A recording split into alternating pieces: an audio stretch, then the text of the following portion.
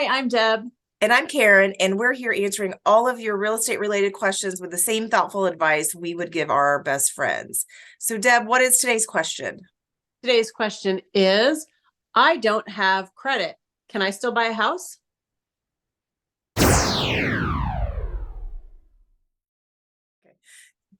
Okay, so you know that I always want people to come to me first. Whatever, I need therapy for that. There's probably deeper reasons, but I always want people to come to me first. And sometimes it's a short conversation because I'm going to send them right away to a lender. But one of the things that a lot of time comes up, I always ask people just like, hey, do you know about where your credit score is? And they look it up online, and we can talk about how that credit score isn't really the right credit score, but that's probably a whole other podcast that I'm going to put.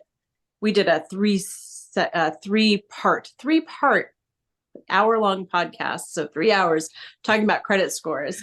I'm going to put links below to that so you can listen to those. But we're going to focus today on when somebody comes back and says, well, I don't have any credit. And then we have to dig in a little bit deeper to find out what that really means. So that's what I wanted to talk about today, but I'm going to kind of turn it over to you. Yeah, so if someone came to me and said that they didn't have any credit, and we actually get the credit pulled in, and we see that there is absolutely no credit history at all, it's not like it's going to give it a 0 credit score. It'll just say insufficient information, even to populate a score, something like that. It's very wordy. It could have an NA, meaning it's not applicable because there isn't anything to allow it to provide it a score. So when that happens, there are certain loan programs that you can do a loan without any credit history, without any credit score. There's only a couple out there, and so every lender is a little bit different. So depending on what you're looking, where you're looking to buy, what your income level is, because there's a lot of other restrictions around having no credit history at all. So you have to definitely check on that, but there are options. They're going to use, the lender, we're going to be looking at alternative sources of credit. That could be your rental history, if that is one, most certainly. Any type of utility bill that you've paid regularly, or I'm about to say credit card, auto insurance, things like that, where those aren't necessarily being reported on a credit report, but when Cell we phone bills. Yes, and cell phone bills. And when we verify the payment history on those, it'll be a 12-month payment history, no late payments, all of that. Then we can use those as those alternative or additional types of trade lines. So I want to differentiate, or ask you, I guess, to differentiate between old credit and no credit. You know, we get people that come to us that have never, ever. I remember this has been several years ago, many years ago, but a young lady had a great job, but just had nothing. She had no credit because she just didn't need to. And she didn't even have student loans or anything. She didn't even have a cell phone bill in her name because she was still off her parents' plan. And we ended up having her parents co-sign for her. And that was how we were able to get it done, which was kind of weird because it was a little frustrating for everyone because we're like, she has a great, great income, great job. She just doesn't have any credit history, and she didn't have any of those alternate lines of credit to use. Yeah. So there is a difference with no credit means you've never opened up anything in your life, not a credit card, didn't have a car loan. You mentioned a student loan, none of that. So that is absolutely no credit.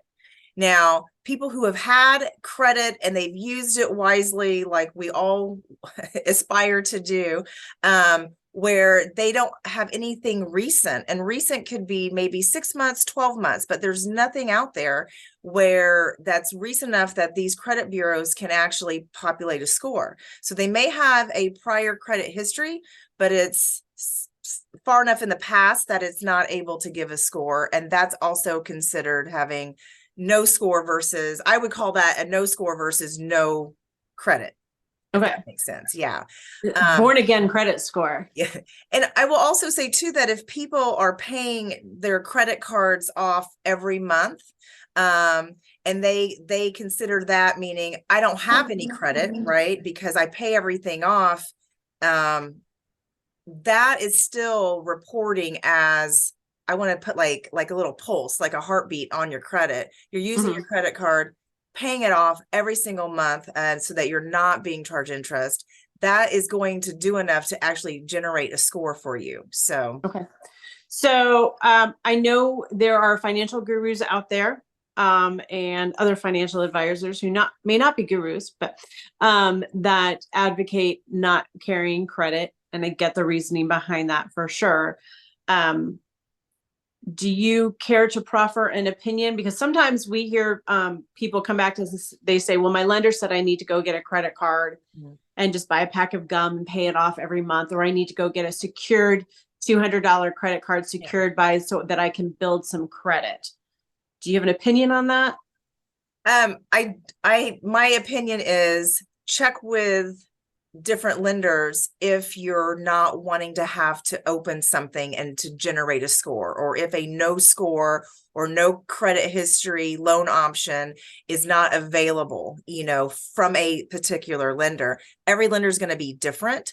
We've been learning throughout those past couple of weeks that there are definitely different programs that can do no scores that, for example, that maybe I can't offer with my company. So they're out there, but it'll take some digging. You know what I mean? Like, I wouldn't have known anything about one of my competitors had it not just kind of happenstance with us the past couple of weeks. So, the gurus or financial, consultants can say that.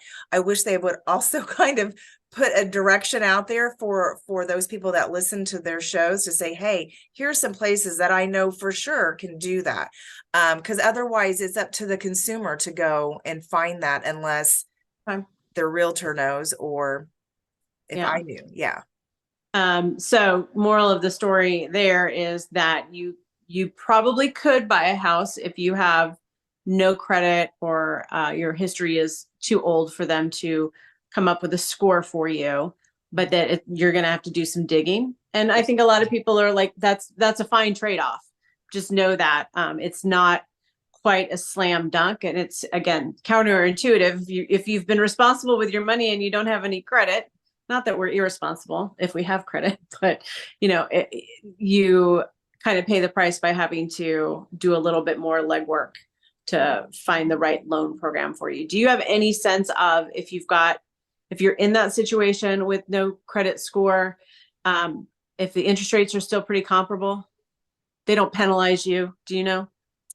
I mean, I haven't had one recently, but I feel like when you go to price out a loan with no credit score, you are using the minimum credit score requirement that your company has. And with that being said, depending on what type of loan, you're able to do a no score.